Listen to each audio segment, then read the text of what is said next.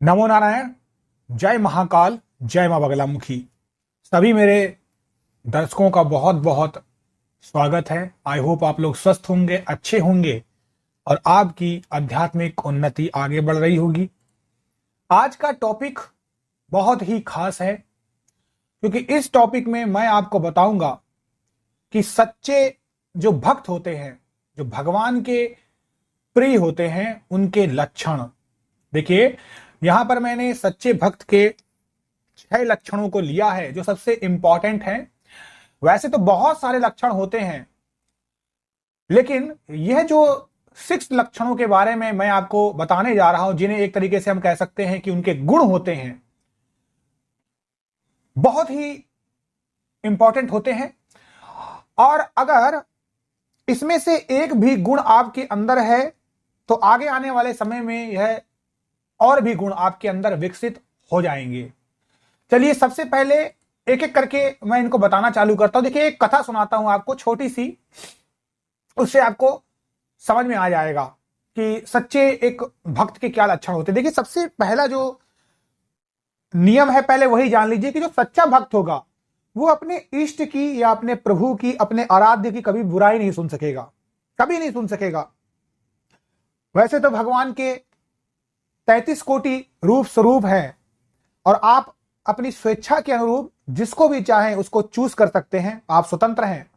लेकिन जिस भी रूप को आप चूज कर सकते हैं तो उसके खिलाफ कोई भी शब्द किसी के भी मुंह से आप नहीं सुनेंगे। ये एक निशानी है और इसी के वर्णन को मैं आपको बताना चाह रहा था। कथा नहीं है, एक छोटा सा, थोड़ा सा संवाद टाइप का समझ लीजिए, वार्तालाप टाइप का समझ लीजिए कि बाली ने एक बार उनके इष्ट यानी हनुमान जी के इष्ट श्री रामचंद्र जी को भरा बुरा कहा और उन्हें ललकार दिया कि आओ भैया, मुझसे युद्ध कर लो, देखते हैं तुम्हारे अंदर कितना सामर्थ्य है और तुम्हारे इष्ट के अंदर कितना सामर्थ्य है। अब हनुमान जी अपने खिलाफ तो एक बार शब्द सुन लें, लेकिन अपने इष्ट के खिलाफ नहीं सुन सकते हैं, तो उन्होंने भी यह द्वंद्व को चुन लिया। तो अब युद्ध के लिए वो जाने लगे तो ब्रह्मा जी को पता था कि अगर यहां पर हनुमान जी उनके सामने चले गए तो बाली बचने वाला नहीं है, और जब बाली बचने वाला नहीं है तो जो आगे जाके लीला रची गई है, जो होने वाली है, वो हो नहीं पाएगी।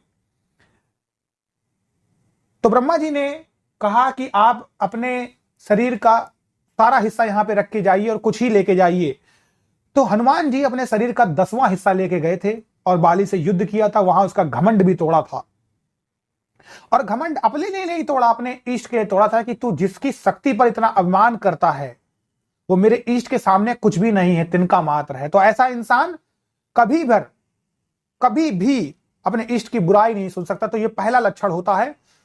दूसरा इंसान होता है कि ऐसा इंसान हमेशा स्वार्थ के रिलेटेड बात करता है। ऐसा नहीं कि किसी के अंदर, उसके अंदर स्वार्थ है, वो अपने स्वार्थ से रहित होकर बात करेगा, दूसरे के लिए बात करेगा, सबका प्रेमी होगा, किसी से भी घृणा का भावना नहीं रखेगा, सबके प्रति दयालु होगा, उसके अंदर ममता होगी अपने लिए, दूसरों के लिए, जीवों के प्रति।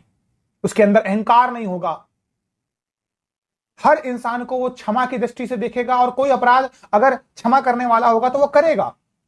उसकी सभी इंद्रियां उसके वश में होगी, दृढ़ निश्चय वाला होगा और हमेशा ईश्वर की भक्ति में खोया रहेगा। उसके आसपास क्या चल रहा है उसमें उसका कोई भी इंटरेस्ट नहीं रहेगा, रुचि नहीं रहेगी। क्यों? क्योंकि उसे लगता है कि इसके अलावा, यानी मेरे प्रभु की भक्ति के अलावा सब बेकार है। तो यह आप समझ लीजिए कि यह है। अगली बात जो आएगी, यानी तीसरा जो शब्द आएगा, ऐसा इंसान हमेशा भक्ति का एक समय लेके चुनता है, कोई एक्सक्यूज नहीं बनाता है, कोई बहाने नहीं बनाता है। क्योंकि देखिए, आप कलयुग के समय में जी रहे हैं। आप अगर चाहेंगे भक्ति के मार्ग को हटाना तो आप आसानी से हटा लोगे, क्योंकि आपके पास 70 काम निकलेंगे। मैं बिजी हूं, मैं कर नहीं पा रहा हूं, मेरे पास ये काम है, मेरे पास वो काम है। क्योंकि ये जो नेगेटिव चीज है ये आसान है, तो इसको आप आसानी से अपना सकते हैं और इसमें खो सकते हैं। लेकिन ऐसा इंसान कभी भी एक्सक्यूज नहीं देता है, कोई बहाने नहीं बनाता है, उसका एक समय फिक्स है, वह करता है। वह अपने से बड़ों का आदर सत्कार करता है, अपने गुरुओं का सम्मान करता है, कोई बात बताई गई उसको सुनता है हमेशा।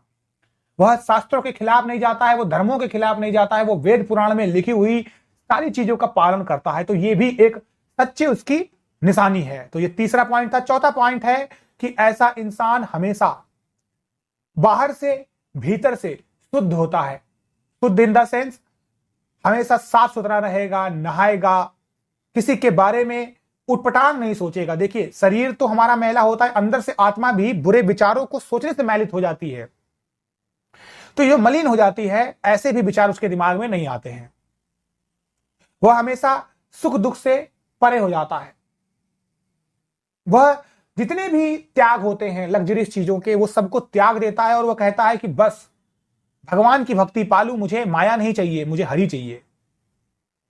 ठीक है, तो ऐसा इंसान भगवान का बहुत प्रिय होता है, यह भी एक लक्षण है। आप चलते हैं 5वें पॉइंट की ओर।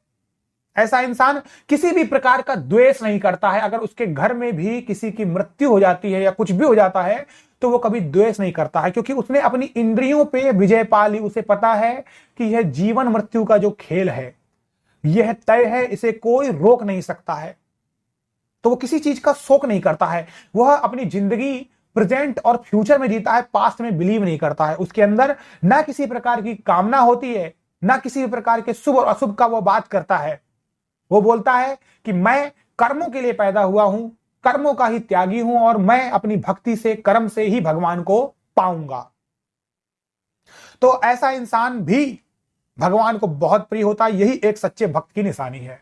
सबसे लास्ट पॉइंट जो आता है वो है कि ऐसे इंसान के अंदर ना सर्दी लगती है, ना उसे गर्मी लगती है।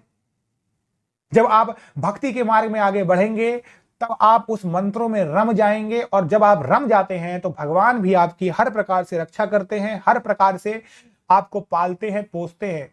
क्योंकि जब आप किसी भगवान की शरण में चले जाते हैं तो उनकी जिम्मेदारी होती है कि आपकी रक्षा करे।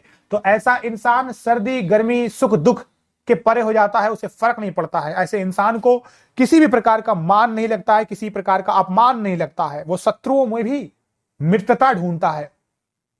ऐसा इंसान किसी की निंदा नहीं करता है, जो निंदा करता है वहां से वो हट जाता है। वो हमेशा भगवान की स्तुति करता है, अपने इष्ट की स्तुति करता है, उनकी पूजा अर्चना साधना उपासना करता है। ऐसा इंसान अपने शरीर का निर्वाह शुद्धता पूर्वक करता है और अपने जीवन का निर्वाह करने के लिए किसी के भी पैसों की तरफ नजर नहीं डालता है। ऐसा इंसान ममता से भरा होता है, उसकी स्थिर बुद्धि होती है, बुद्धि उसकी यहां वहां नहीं भटकती है। ऐसा भक्तिमान पुरुष हर भगवान को प्रिय होता है।